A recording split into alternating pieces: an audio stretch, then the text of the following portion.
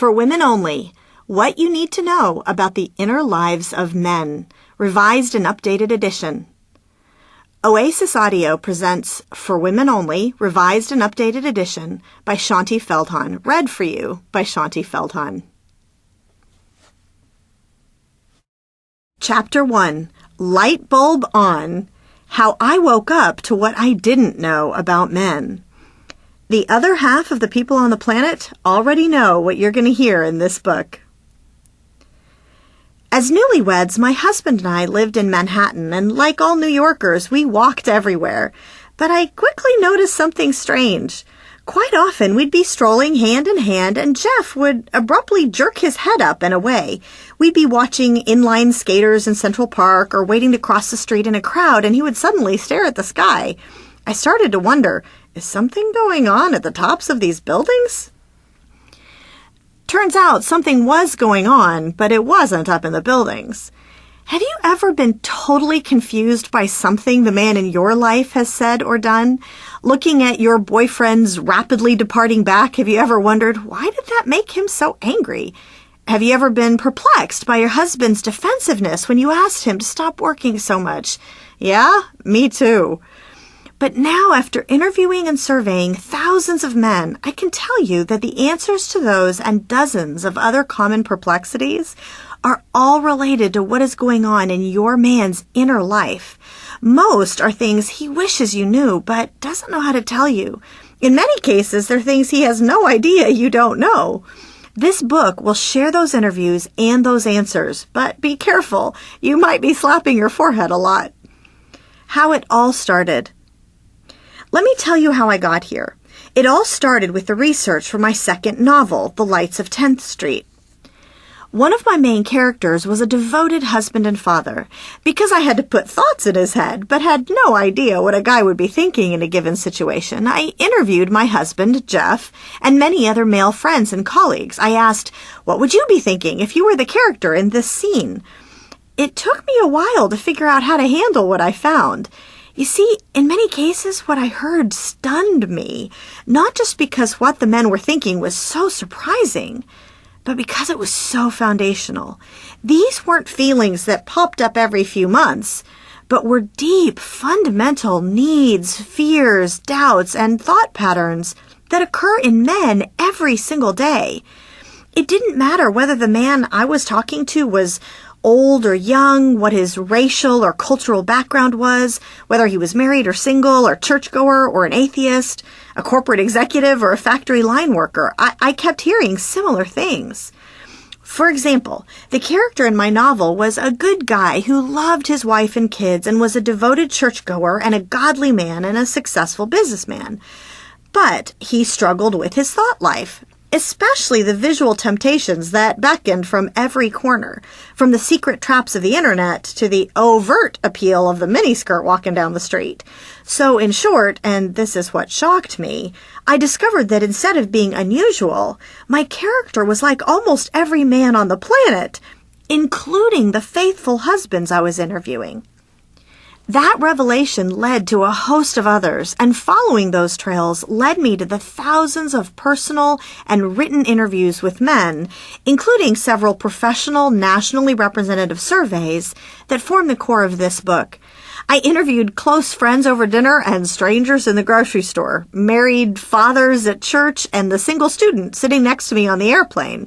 I talked to CEOs, attorneys, pastors, technology geeks, business managers, the security guard at Costco, and the guys behind the counter at Starbucks. I even interviewed a professional opera singer, a household name movie star, and a former NFL offensive tackle with a Super Bowl ring. No one was safe.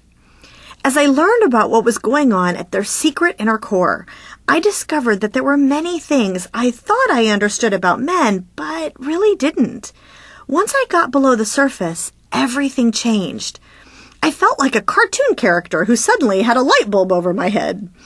Even better, it turned out that those revelations were mostly about things that my own husband always wished I knew, but that he couldn't figure out how to explain. And that was a common refrain from most of the men I talked to, although I still make many mistakes in my relationship with my husband, and I'll continue to. Finally grasping these things has helped me to better appreciate and support him in the way that he needs. And I'm not alone. This is the second edition of this book, which originally came out in 2004. If I was surprised at these revelations about men, it was nothing to how surprised and grateful I was to see how much this message has helped so many other women, men, and marriages. My team and I were flooded with thousands of emails from women and men, sharing how simple aha moments had changed everything. Divorces had been canceled, relationships were restored, how couples understood each other was changing, all because they suddenly knew one or two things they hadn't known before. This research was talked about on hundreds of media outlets and rapidly went all over the world. For Women Only sold more than 1 million copies in 22 different languages, precisely because these truths about men are so important and so universal.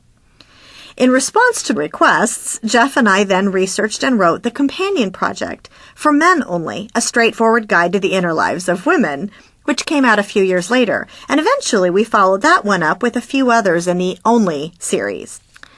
Over the last few years, we've been amazed and humbled to see the sheer reach and impact of this research on so many women, men, teens, and families. And it all started because of a few simple, surprising, research-based truths that are updated and expanded for this second edition.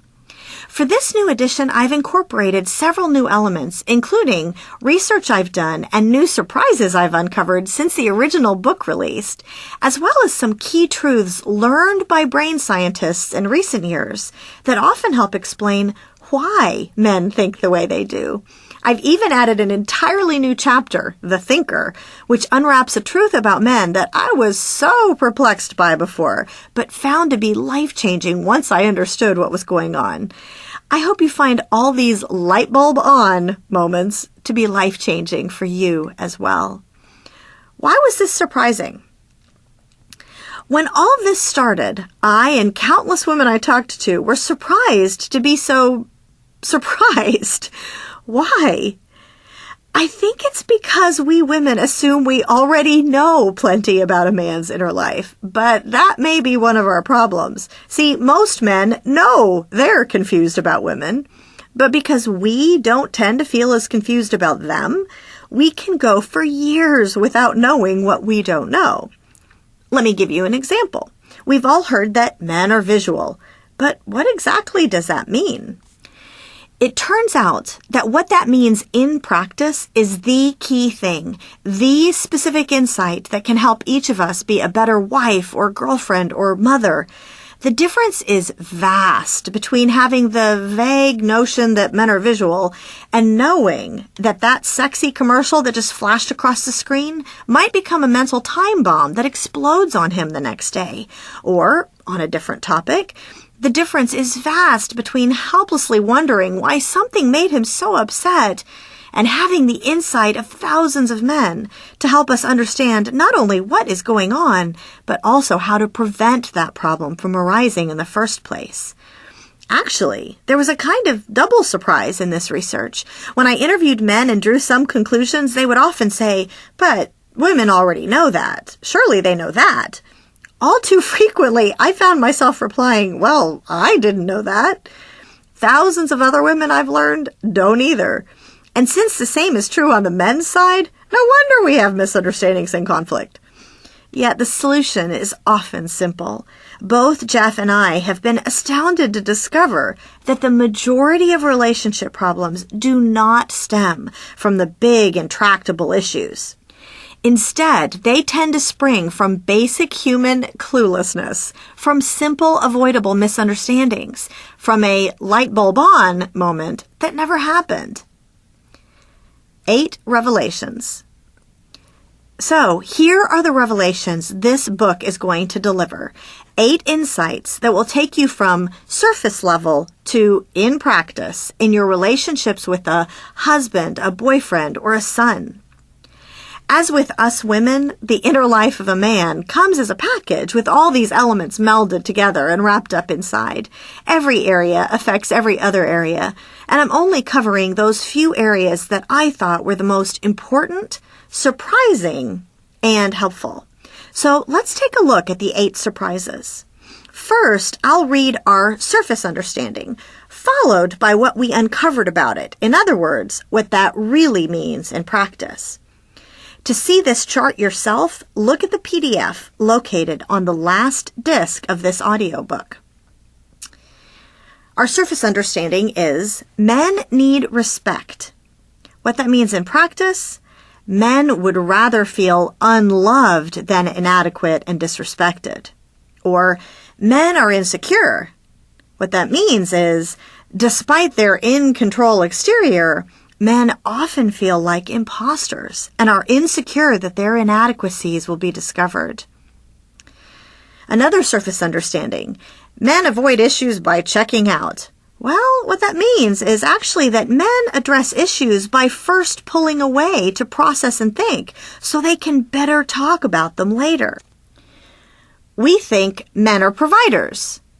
Well, what that means is that even if you personally made enough income to support the family's lifestyle, it would make no difference to the mental burden he feels to provide. We think we know men want more sex. Well, yes, but what that means in practice is that your sexual desire for your husband profoundly affects his sense of well-being and confidence in all areas of his life. Men are visual. Even happily married men struggle with being pulled toward live and recollected images of other women. We think men are unromantic. Well, actually, most men enjoy romance, sometimes in different ways than women, and they want to be romantic, but they hesitate because they doubt they can succeed. And finally, men care about appearance. What that means in practice, though, is you don't need to be a size 3, but your man does need to see you making the effort to take care of yourself, and he will take on significant cost or inconvenience in order to support you. Although some of these revelations may be hard to believe, each has been repeatedly tested and carefully validated with highly reliable evidence, including at last count 4 groundbreaking, professional, nationally representative surveys of more than 1,600 men. 2 sets of experts have assisted me, Chuck Cowan at Analytic Focus, who is the former chief of survey design at the U.S. Census Bureau, along with the survey team at the internationally respected firm Decision Analyst.